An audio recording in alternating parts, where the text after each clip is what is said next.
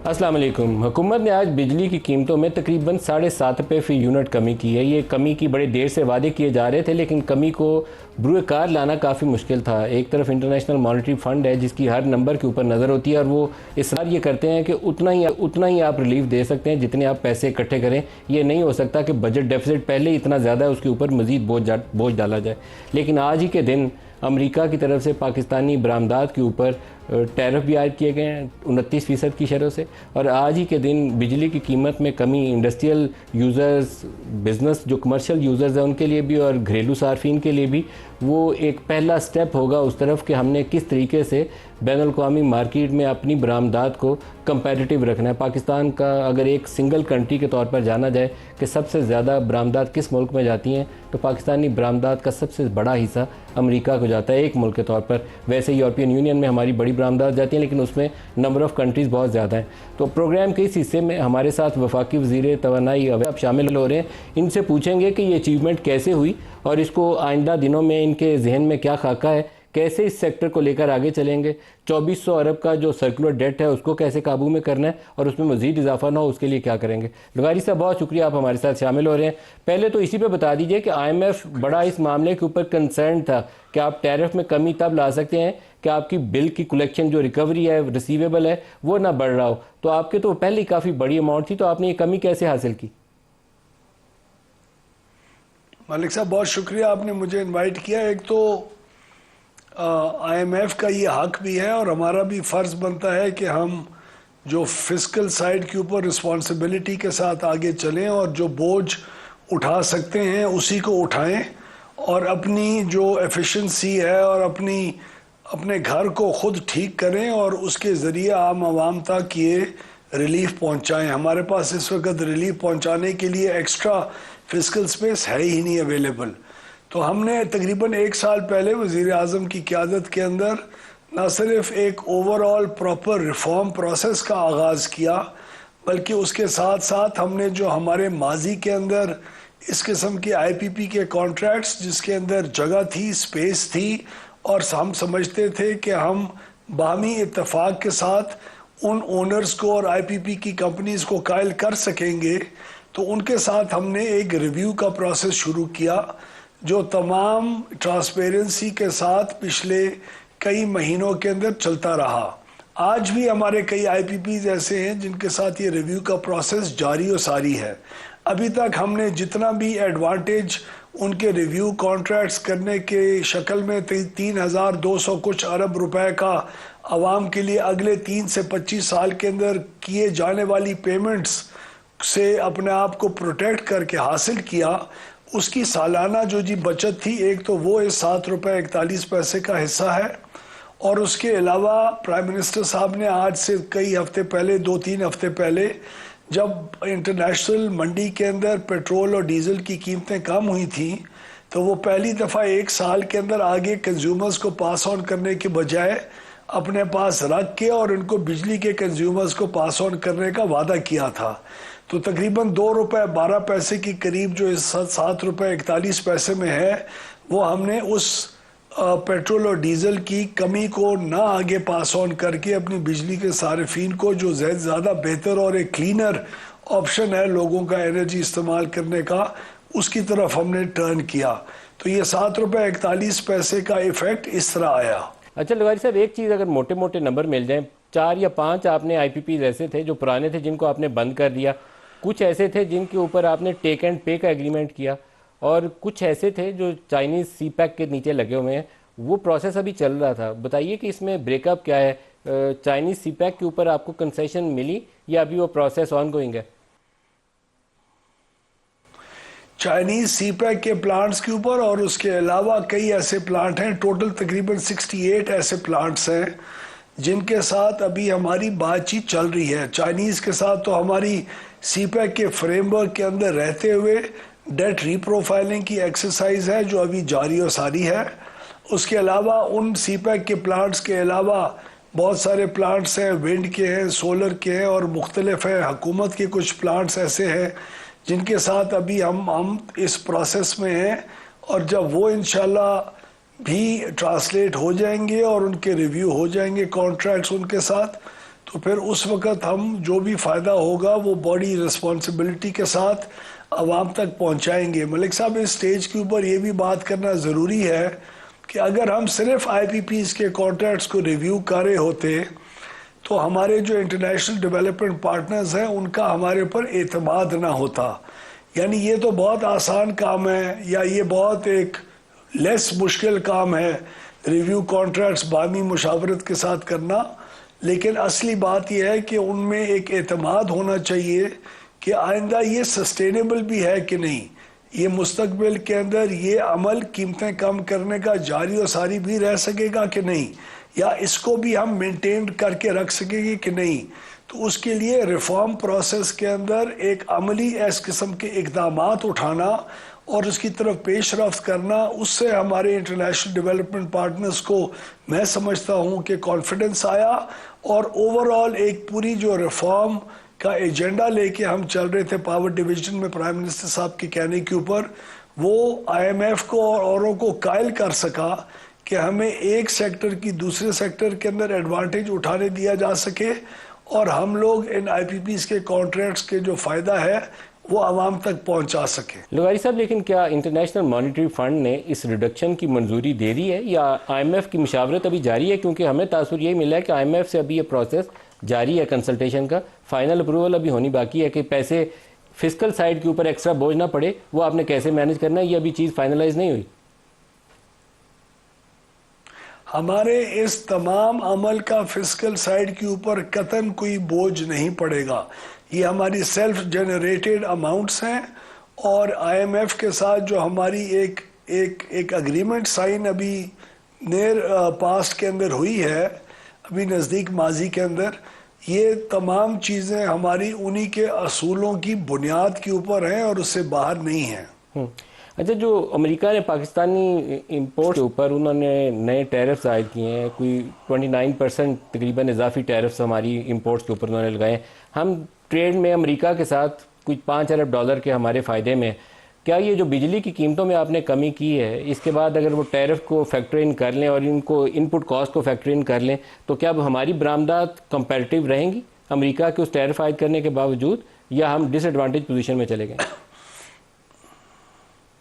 मलिक साहब, इस वक्त तो एनर्जी कॉस्ट एक खातिर खा एक कॉस्ट का हिस्सा था तमाम हमारी मैन्युफैक्चरिंग इंडस्ट्री के अंदर। आई एम श्योर ना सिर्फ अमेरिका बल्कि पूरी दुनिया के अंदर जो हमारी एक्सपोर्ट्स होती हैं और कॉस्ट ऑफ डूइंग बिजनेस जो पाकिस्तान के अंदर है, तमाम हमारे ट्रेडिंग पार्टनर्स के साथ हमें एक competitive edge because of lower cost of production ज़रूर हासिल होगी। अब अमेरिका के साथ कौन कौन से पर्टिकुलर प्रोडक्ट्स हैं, टेक्सटाइल्स का कितना पोर्टफोलियो है और चीज़ों का कितना है, हर इंडस्ट्री के अंदर एनर्जी की जो कॉस्ट है वो एक मुख्तलिफ वेट रखती है। लेकिन आई एम श्योर जितना भी वेट रखती है, कम रखती है, ज़्यादा रखती है, हमने तो ये सुनने में आया था कि इंडस्ट्री को एनर्जी की प्राइसेस एक बहुत बड़ा एक ऑब्स्टिकल है उनका कंपेटिटिव होना। तो जितना भी वो वेट रखती है, इससे ज़रूर कंपेटिटिवनेस में हमारी इंडस्ट्री के लिए बेहतरी आएगी और वो ज़्यादा एक कंपेटिटिव तरीके से अपनी मार्केट के अंदर स्पेस को रिटेन कर सकेंगे इंटरनेशनली। लगारी साहब, एक आपके ऊपर काफ़ी तनकीद हुई कि आपने लोग सोलर अपने पैसे से लगा रहे थे, आपने उनकी कीमत जो थी ख़रीद की वो 27 से कम करके 10 कर दी। तो क्या वो भी इसी कार्रवाई का हिस्सा था कि दूसरी तरफ हमने टैरिफ कम करना था, इसलिए उनकी भी हमने जो प्राइस थी परचेजिंग वो कम करके तो नीचे ले आए उसको? मालिक साहब, अभी जो टैरिफ की रिडक्शन हुई है वो तो सोलर नेट मीटरिंग के केस को और भी स्ट्रेंथन करती है, लेकिन हम अपने तमाम स्टेक होल्डर्स के साथ प्राइम मिनिस्टर के हुक्म के मुताबिक और काबीना के हुक्म के मुताबिक तमाम स्टेक होल्डर्स के साथ अभी फ़ौरन अगले हफ्ते से इंगेजमेंट शुरू कर रहे हैं और एक रिस्पॉन्सिबल और प्रॉपर पॉलिसी मेकिंग जिसमें ना उनका नुकसान हो ना हमारा नुकसान हो, हमसे ज़्यादा बाकी सार्फिन का नुकसान ना हो। जिस तरह आपने देखा कि पिछले कई दिहाइयों में IPPs की एक ज़्यादा कीमत ख़रीद जो बिजली हम उनसे करते थे उसकी वजह से लोगों के ऊपर बोझ पड़ा, जो आज हमने उसको हटा के दिखाया, तो दोबारा मुस्तकबिल में ऐसा ना हो कि ये बोझ नाकाबिले बर्दाश्त हो जाए और लोगों को इसका जो असर है और उसका ज़ोर बर्दाश्त करना पड़े। इसीलिए हम एक ज़िम्मेवारी के साथ ख़ास तौर पे इन कीमतों की कमी के बाद आगे लेके चलना चाहते हैं और इंशाल्लाह अचीव करेंगे स्टेक होल्डर्स की एक्सेप्टेंस के साथ। 2400 अरब का जो सर्कुलर डेट है उसको आप कैसे वाइप आउट करेंगे जी? इसमें मुख्तलिफ चीज़ें हैं मलिक साहब, बहुत सारी अमाउंट्स तो हमने IPPs के साथ जो कॉन्ट्रैक्ट्स किए उसके अंदर लेट पेमेंट चार्जेस जो हमारे सर्कुलर डेट का हिस्सा था, जो हमारे वाजिबात थे, कई 100 अरब रुपए, तो उसके अंदर हमें सेविंग हुई। उसके बाद जो अमाउंट रह जाता है वो एक नॉन इंटरेस्ट बेरिंग और एक इंटरेस्ट बेरिंग लाइबिलिटीज़ है हमारी सर्कुलर डेट की।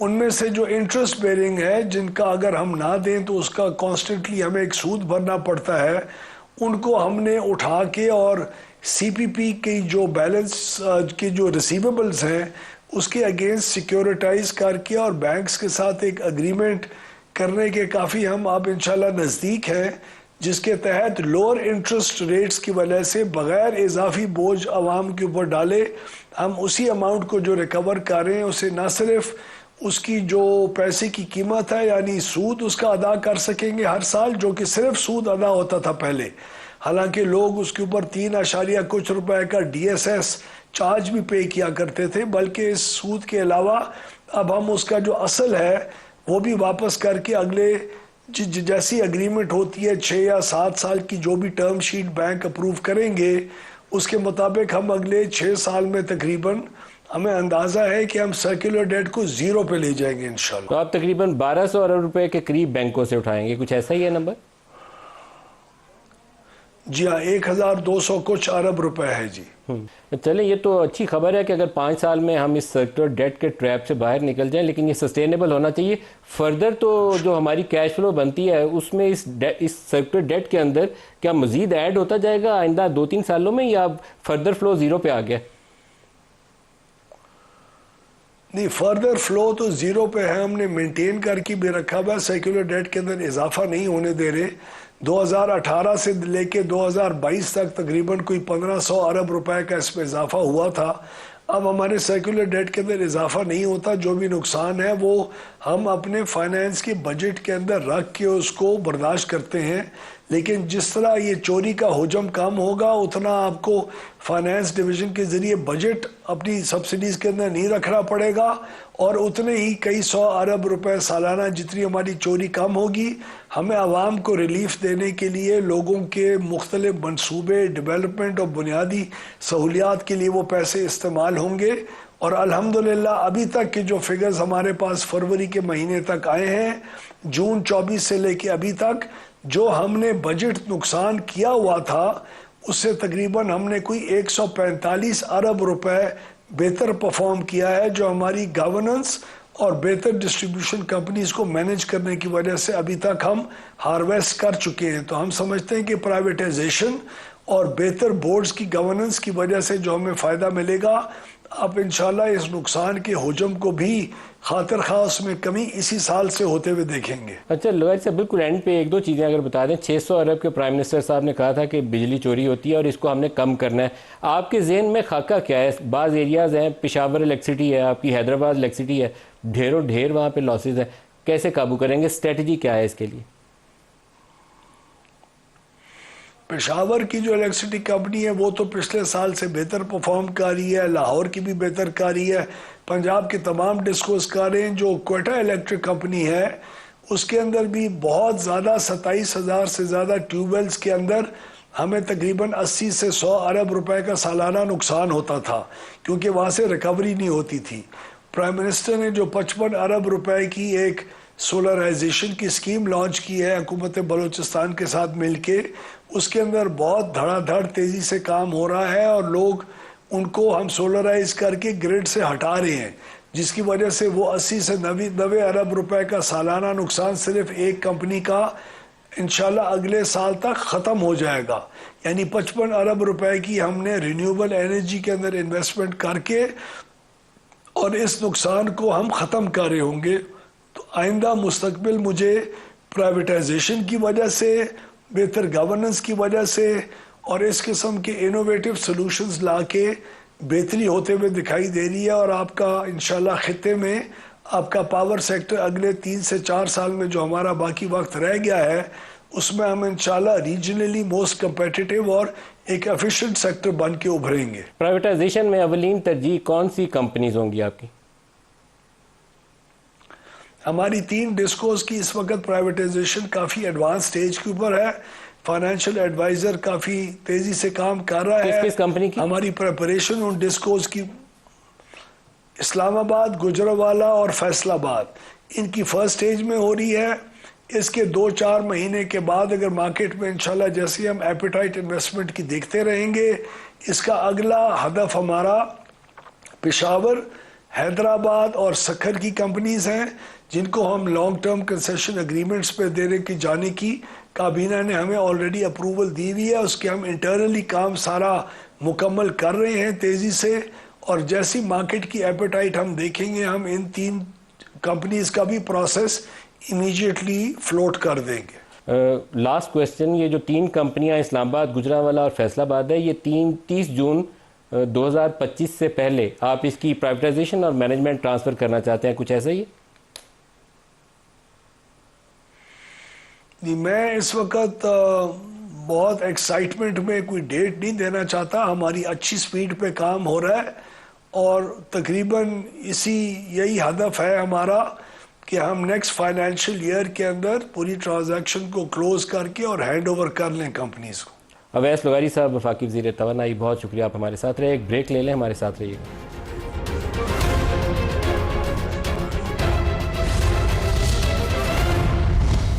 प्रोग्राम में दोबारा खुशामदीद कहते हैं। पाकिस्तान में आजकल जो हालात हैं, ख़ास तौर पर बलूचिस्तान और KP के बाज़ अज़ला में, वहाँ पर जितने पुराने मुदब्बर सियासतदान हैं वो बार बार एक चीज़ को दोहरा कर कहते हैं कि पॉलिटिकल रिकन्सिलेशन की इस वक्त सबसे ज़्यादा ज़रूरत है, ताकि यकजा होकर पूरी क़यादत जो है, सियासी भी और बाकी जो हमारे इदारे हैं उनकी भी, मिलकर एक हिकमत अमली के ऊपर काम करें और पाकिस्तान को इस कैफियत से बाहर निकालें और एक देरपा पायदार अमन जो है उसको यकीनी बनाया जा सके। प्रोग्राम के इस हिस्से में इस इशू को डिस्कस करने के लिए हमारे साथ हैं शाहिद खाकान अब्बासी साहब, पाकिस्तान के साबिक वज़ीर आज़म। शाहिद साहब, वेरी वार्म वेलकम। इसके अलावा हमें पाकिस्तान तहरीक इंसाफ अमरीका से आतिफ़ खान साहब भी हमारे साथ शामिल हो रहे हैं। आतिफ़ खान साहब, अस्सलाम वालेकुम। जी अस्सलाम वालेकुम नदीम भाई, कैसे हैं? आतिफ साहब, बहुत शुक्रिया। शाहिद खाकान अब्बासी साहब हमारे साथ स्टूडियोज़ में हैं, लेकिन मुझे आपसे 2-4 ज़रूरी बातें पहले कर लूँ, फिर मैं शाहिद साहब की तरफ आऊँगा। अमेरिका से 4-5 पाकिस्तानी डॉक्टर्स की एक डेलीगेशन की शक्ल में पाकिस्तान आमद होती है और पाकिस्तान में बड़े हल्कों में उनकी मुलाकातें होती हैं। टॉपिक यह है कि किस तरीके से सियासी मुफाहमत का अमल, इमरान खान की मुफाहमत का अमल, PTI की मुफाहमत का अमल आगे बढ़े। कुछ आप बताइएगा, कौन कौन आया, कैसे शुरू हुआ और अब कहाँ स्टैंड करता है यह पूरा प्रोसेस? जी बहुत शुक्रिया नदीम भाई। देखें, फर्स्ट ऑफ ऑल तो ये कोई PTI के बिहाफ है, कि मैं PTI का काफ़ी पुराना मेंबर हूँ, लेकिन ये PTI या खान साहब के बिहाफ पे कोई नेगोशिएशन भी नहीं थी, कोई डायलॉग भी नहीं था। इस तरह की engagement as an overseas Pakistanis हम लोग करते रहते हैं, मैं करता रहता हूँ। जब खान साहब वजीर आजम थे उस वक्त भी किया है, उससे पहले भी किया है, कश्मीर कॉज के लिए भी किया, हमेशा किया। हम लोगों ने हमेशा जब भी पाकिस्तान को हेल्पिंग हैंड की जरूरत पड़ी है तो ओवरसीज पाकिस्तानीज ने अपना हेल्पिंग हैंड ऑफर किया। आतिफ साहब, ये मुफाहमत का अमल आगे बढ़े, मैं इसकी शाबाशी दूंगा, आपको मैं तनकीद नहीं बना रहा। आपके कुछ अपने साथी तनकीद करते हैं, मैं उनमें शामिल नहीं हूँ। मैं चाहता हूँ ये प्रोसेस आगे बढ़े। आपके डॉक्टर उस्मान इधर आए हुए थे, डॉक्टर मुनीर थे, सायरा बिलाल इधर थी और तनवीर अहमद साहब इधर थे, जिन्होंने नस वगैरह के लिए काफ़ी फंडिंग भी की हुई है। तो क्या बातें क्या हुई, थोड़ा सा रोशनी तो डालें, हमें समझने में मदद मिले। देखिए नदीम भाई, ये जो 3 डॉक्टर्स के आपने नाम लिए ना, ये वो डॉक्टर्स हैं जो कि पिछले 2 साल में सबसे बड़े नाकिद रहे हैं जो पिछले 2 सालों में हुआ है। चाहे जो ह्यूमन राइट सिचुएशन हुई है, जो रूल ऑफ लॉ की सिचुएशन है पाकिस्तान में इस वक्त, जो ट्रांसनेशनल रिप्रेशन हुआ, और इन सब के साथ सबसे ज्यादा हुआ है।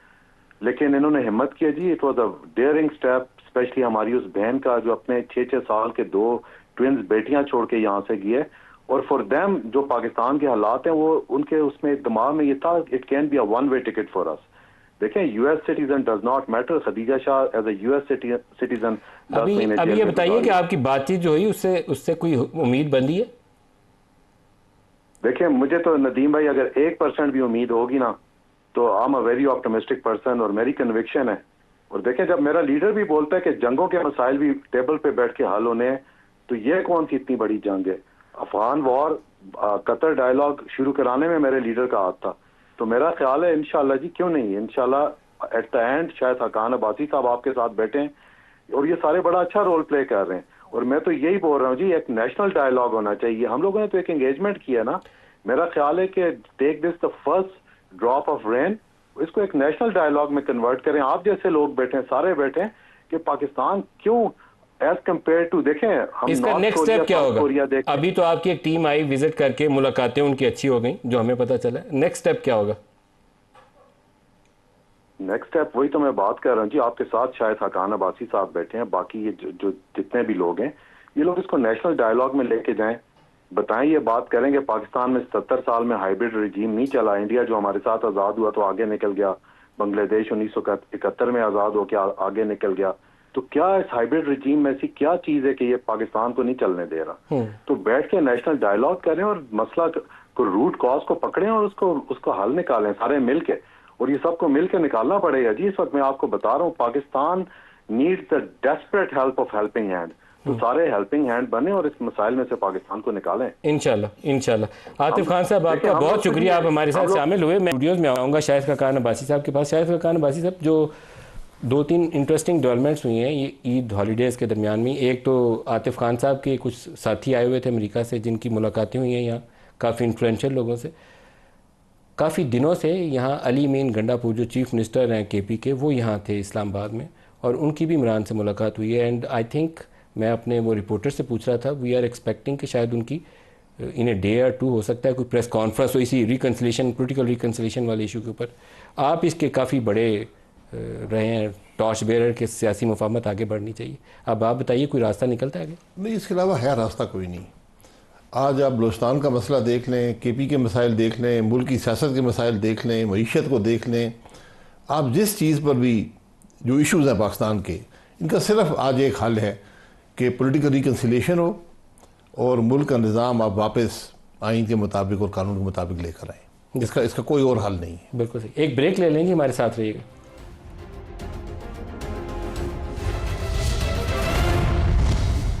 Welcome back. शाहिद खाकान अब्बासी साहब हमारे साथ हैं। अब्बासी साहब, आप रिकन्सिलेशन की बात कर रहे थे, तो आगे कैसे बढ़ा जाए? यहाँ पर वो सियासी कद्दावर शख्सियत किसी एक को रोल अदा करना पड़ेगा, इस मामले को लेकर आगे चले। देखिए, कद्दावर तो सारे ही हैं, लेकिन सोच चाहिए। और सबसे पहले ये जो हमने नफ़रत बना ली है ना, सियासत और दुश्मनी बना ली है, ये हमें ख़त्म करनी पड़ेगी। कल मैं गया था एक जगह दुआ करने, तो वहाँ कुछ लोगों ने कहा हमारे घर भी आ जाएं, तो मैं बड़ी तकलीफ़ हुई, यकीन करें। उनके घर में पुलिस दाखिल हुई और पूरा घर तोड़ के, ये एक गांव में घर है। आपके अपने गांव में? जी नहीं, मेरे अपने गांव में नहीं, यहाँ नज़दीक, यहाँ से कोई 40 मिनट के फासले पर गांव है, ये तहसील मरी का ही गाँव है। पूरा घर तोड़ के चले गए, पूरा घर, मतलब बाथरूम, किचन, अलमारियाँ, खिड़कियाँ। मैं हैरान हो गया कि मैं ज़िंदगी में कभी ऐसा हालात नहीं देखे। और उनके घर में शादी थी, शादी का सामान भी तोड़ के चले गए। ये हालत है आज हमारी सियासत की। और ये सियासी बुनियाद, सियासी बुनियाद। देखिए, बाकी तो वो बहाने बनाए जाते हैं ना कि वो ये था जी, वो था जी, लेकिन दुनिया में कौन सी पुलिस है जिसको किसी का घर तोड़ने का हक है? मुझे बताएं। दुनिया में कोई ऐसा कानून है, पाकिस्तान में कोई ऐसा कानून है कि पुलिस आपके घर में दाखिल होकर आपका घर तोड़ के चली जाए और कोई पूछने वाला ना हो? ये चीज़ आपको, ये सोच आपको ख़त्म करनी है, फिर जाकर आप आगे मामला बढ़ेगा। और मैं जितना आप दिन ज़ाया कर रहे हैं इस रिकन्सिलिएशन के बगैर, मुल्क नहीं आगे चलेगा, कोई और रास्ता नहीं। सर, वो कहते हैं ना, बिल्ली के गले में घंटी कौन बांधेगा? जिससे डिस्कशन करें वो सारे कहते हैं हाँ होना चाहिए, लेकिन आगे कैसे चलाना है इसके लिए कोई तैयार नहीं। सर, घंटी जिसमें ताकत होती है, घंटी वही बांधता है। प्राइम मिनिस्टर के पास है तो वो घंटी बांधे। आज दो एक बना हुआ है ना, एक इमरान खान साहब हैं, वो जेल में हैं। अब वो, उनके पास तो कोई चॉइस नहीं है, मैं हकीकत से कहता हूँ। जो आदमी जेल में, उसको तो कोई चॉइस नहीं होती, उसको तो एक कन्फ्रंटेशनल मोड रखना पड़ता है, वरना वो ख़त्म हो जाता है, क्योंकि और कुछ होता नहीं है ना। अगर आप जेल में हो, रिकनसाइल कर लें, तो फिर आपकी ना सियासत रहती है ना आपकी ज़ात रहती है, तो उसको कन्फ्रंटेशनल मोड रखना पड़ता है। तो अब जो यहाँ पर हैं, जो बाहर हैं, कम से कम सोचें हो क्या रहा है मुल्क के अंदर, लोग क्या सोच रहे हैं, सर्वे करा लें ना। हम बड़े सर्वेज के बड़े शौकीन हैं, बड़ी आजकल पाकिस्तान में हाई क्वालिटी सर्वेज आ गए हैं, हर किस्म के सवालात, हर किस्म की चीज़ें आपको बता देते हैं। आप पता कर लें क्या है मुल्क के लोग क्या चाहते हैं। हम तो लोगों से मिलते हैं, हर आदमी परेशान है, हर आदमी तकलीफ़ में है। अच्छा, जो बलूचिस्तान की सूरत हाल है और केपी की सिचुएशन है, वहाँ टारगेट तो चाहे आप पंजाब को बैठ के वो लोग कर रहे हो या किसी को भी कर रहे हो, लेकिन पूरे पंजाब में आप जाके किसी को पूछेंगे तो सबसे पहले वो परेशानी बताएगा तो वो बलूचिस्तान की सूरत हाल पे बताएगा जी, केपी की सूरत हाल पे बताएगा। वो लगता है ऐसे ही है कि ये सारा मसला जो वहाँ हो रहा है हमारे दिलों के अंदर है, लेकिन हल कोई नहीं है। फिर भी अनफॉर्चुनेटली हम सारे किसी चीज़ का इंतज़ार कर रहे हैं कि ऊपर से अल्लाह मियाँ ने हल देना है, हमें खुद कुछ नहीं, हमने रहमत करनी। सर हल वही है जो सारे पाकिस्तान का हल है, कानून की हुक्मरानी हो, लोगों का हक उनको मिले, उनके वसाइल पर वो अपने नुमाइंदे उनके हों, उनको इज़्ज़त दें। बलूचिस्तान में सबसे बड़ा मसला तो इज़्ज़त का है, हम तो इज़्ज़त भी नहीं दे पाते उनको। मैं तो 30 साल से ये मामला देख रहा हूँ, मुझे तो 30 साल पहले से नज़र आ रहा था कि ये बात बढ़ती जाएगी, जिस तरह हम ट्रीट करते थे बलूचिस्तान के लोगों को। जिस दिन, मुझे वो भूलता नहीं है, जिस दिन अकबर बुख्ती के कफन पर आपने इतना बड़ा ताला लगाकर उसको दफन किया, तो लोग क्या सोचते होंगे। तो सोचें आपके गांव में ये अब बात हो जाए, लोग क्या सोचते होंगे जिसने ये किया उसके बारे में। आपको याद है वो फोटो भी उसके छपा। तो सिर्फ इज्जत दें, ये पाकिस्तानी है, सारे पाकिस्तान के लोग हैं। ये पता करें क्यों लोग आज हथियार उठा, नौजवान क्यों हथियार उठाकर आपसे आज वो दहशतगर्द बन गया, क्यों बन गया। सवाल तो ये है, दहशतगर्दी का मुकाबला करना स्टेट की जिम्मेदारी होती है, लेकिन उससे बड़ी जिम्मेदारी है कि क्यों ये हालात यहाँ तक पहुँचे हैं, ये हालात क्यों पैदा हुए हैं। दो चीज़ें हैं वहाँ पर। एक तो यह है कि उन लोगों को मेन स्ट्रीम करने के लिए हमने कुछ नहीं किया। जो इकोनॉमिक डिप्रीवेशन थी उसको एड्रेस करने के लिए भी पिछली कई दहाइयों में हमने कुछ नहीं किया, वो बढ़ते गए। अब तो मैंने चंद खबरें पढ़ी थी कि ये 12-14 हज़ार 16 हज़ार की खातर वो बंदूक उठा के पहाड़ों पर चढ़ जाते हैं। तो ये काम स्टेट रियासत एड्रेस कर सकती थी। जो मेन स्ट्रीम नहीं होता, जो बंदूक फिर भी उठाता है, उसको आप चाहे खत्म करें उसको, लेकिन जो मेन स्ट्रीम हो सकता है उसको तो मेन स्ट्रीम करें। पैसे की बात नहीं है, इकोनॉमिक डिप्रीवेशन बहुत बड़ा इशू है। नहीं वो है, लेकिन हकीकत ये नहीं है। वहाँ पर एक पॉलिटिकल डिप्रीवेशन है, एक सोशल डिप्रीवेशन है, इकोनॉमिक डिप्रीवेशन, ये सब चीज़ें हैं। आपको एड्रेस करना, और सबसे आसान हल बलूचिस्तान का है। आप यकीन करें, सबसे आसान हल बलूचिस्तान। क्या हल है? उनका हक दें, उनको इज्जत दें। और आप क्या चाहते हैं, वो कितनी आबादी है, जहाँ आबादी कम हो उसके मसाइल हल करना सबसे आसान होता है।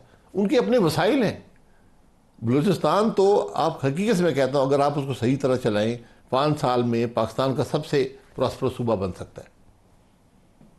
लेकिन हम ना उसको सही तरह चलने देते हैं, ना उनको सही लीडरशिप देते हैं। वहाँ लीडरशिप क्रिएट की जाती है, हर रोज़ एक नया तमाशा खड़ा कर देते हैं, और ना उनको हक उनको मिलता है, ना उनके वसाइल उनको मिलते हैं।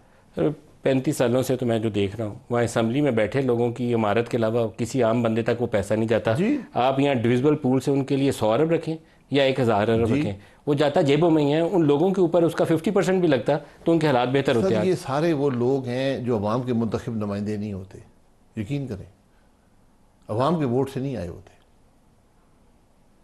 आपने मुल्क में सियासी निज़ाम चलाना है, पार्लियामानी निज़ाम चलाना है, एहतसाब पोलिंग स्टेशन पर होता है। जब आप सियासत में एहतसाब के निज़ाम को ख़त्म कर दें, जब पोलिंग स्टेशन की हैसियत ना हो, इलेक्शन की हैसियत ना हो, फिर सियासत ख़त्म हो जाती है। आज पाकिस्तान में हकीकत से क्या सियासत ख़त्म हो चुकी है। जो 18 और 24 में इल्ज़ामात लगे हैं, उसके बाद तो इलेक्शन के ऊपर, इलेक्शन खुद सियासी जमातें नहीं मानती कि इलेक्शन था। ना 18 को किसी ने मानना है, ना 24 को किसी ने। पूरा पाकिस्तान नहीं मानता, यकीन करें। आप जाए सर पूछे किसी से, मजाक बन गया इलेक्शन। आम आदमी कहता है, मायूसी का इजहार करता है, कहते मेरे वोट का क्या मकसद है, क्या फ़ायदा है, छोड़ें। लोगों ने बात करनी छोड़ दी सियासत पर। इसका हल भी तो आप लोगों ने देना है, नहीं दिया आपने। सर हल यही है ना, हल इस मुल्क की लीडरशिप का काम है, जिनको अल्लाह ने इज़्ज़त दी है, इन ओहदों पर बिठाया है, बार बार बिठाया है। आप पिछले 1985 से 88 से देख लें, ये 35-37 साल का अरसा है, वही लोग हैं। ये तो बेसिकली आप लोगों का वो जो एक एज ब्रैकेट वो शुरू हुई है नवाज शरीफ के साथ, वही चले आ रहे हैं आप। जी वही लोग हैं ना। उसमें नई एडिशन वही होती है जिनकी इस्टेब्लिशमेंट से ज़्यादा कुर्बत नज़र आती है, बाकी नहीं हुई कोई एडिशन। तो उन्होंने क्या हासिल किया है, क्या दिया है?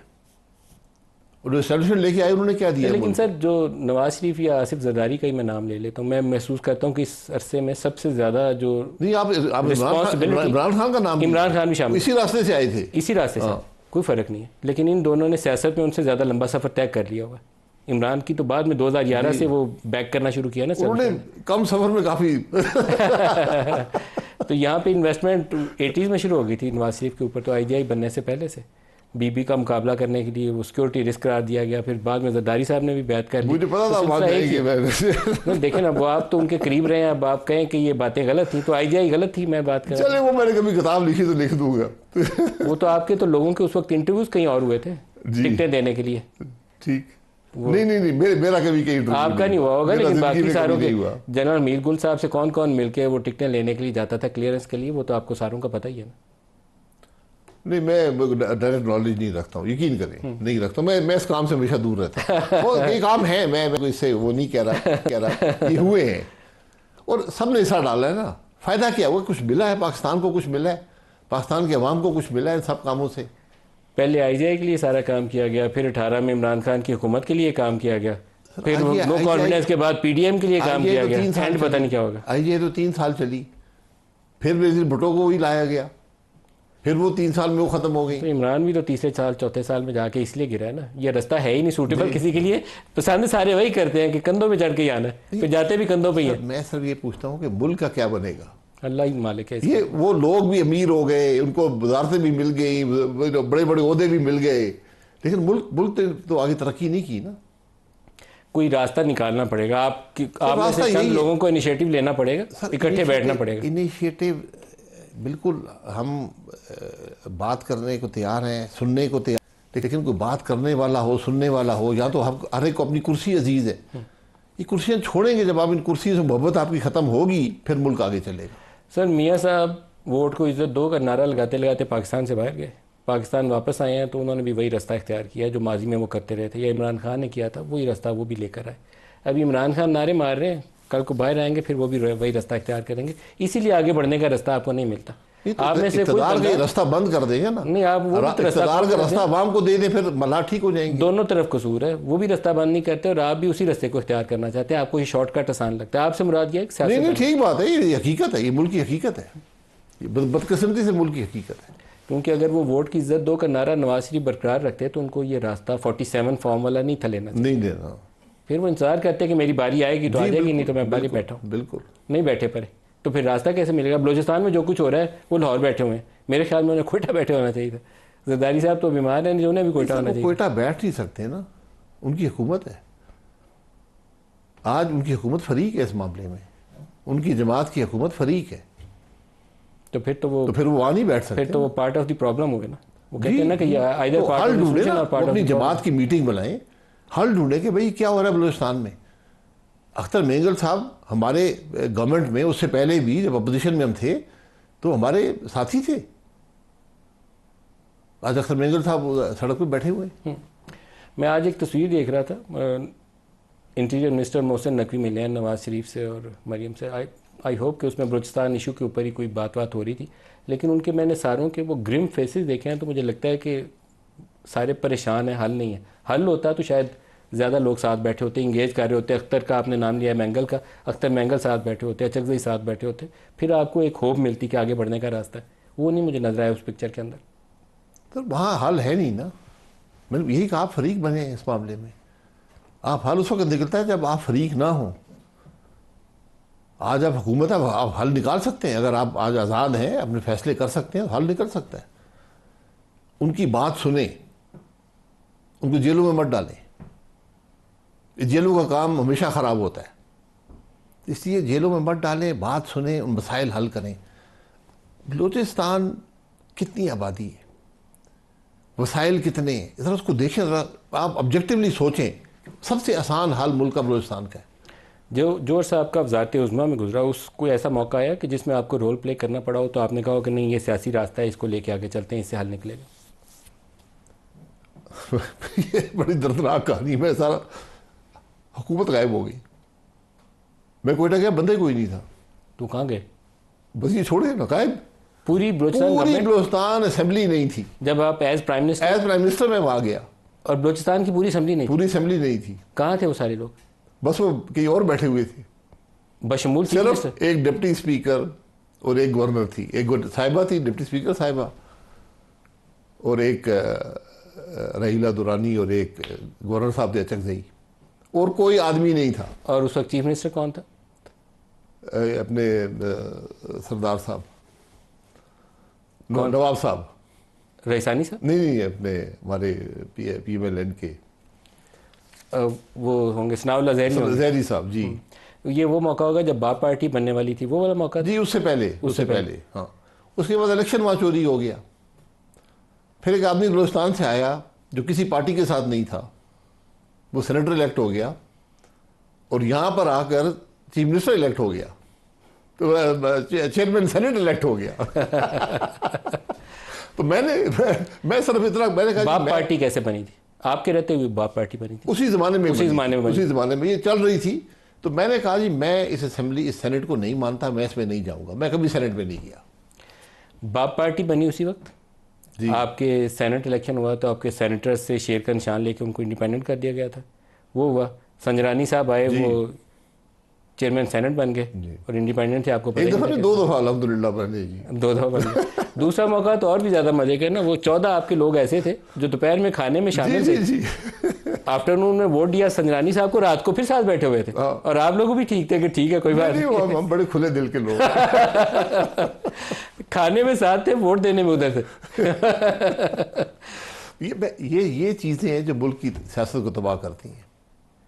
ये बदकिस्मती हमारी, हमने कुछ सीखा नहीं है, बद से बदतर करते चले गए।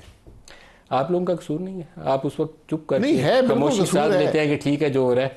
बाप पार्टी के वक्त बोल सकते थे कि बाप पार्टी कैसे बनी, सेनेट में जो कुछ हुआ था आपको पता था, 14 बंदे कौन लेके गए? नहीं बोले? नहीं, वो तो खैर बाद में हुआ था जो दूसरे वाला था, लेकिन बहरहाल जो हम कर सकते थे किया, मैं उसमें कोई क्रेडिट की बात नहीं है।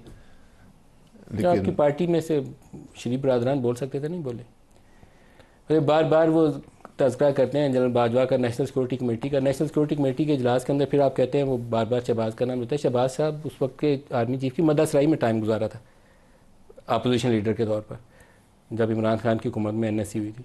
तो आपको उस अपॉर्चुनिटी को सवाल पूछने के लिए किसी पॉलिसी साजी के लिए इस्तेमाल करना चाहिए, ना कि अपनी PR के लिए इस्तेमाल करना चाहिए। आज हुकूमत में है ना, आज बात कर लें ना, आज मुल्क के हल दें। उस वक्त नहीं था किया तो अब क्यों करेंगे? नहीं, मैं ये कह रहा हूँ फिलहाल नहीं निकलेगा ना।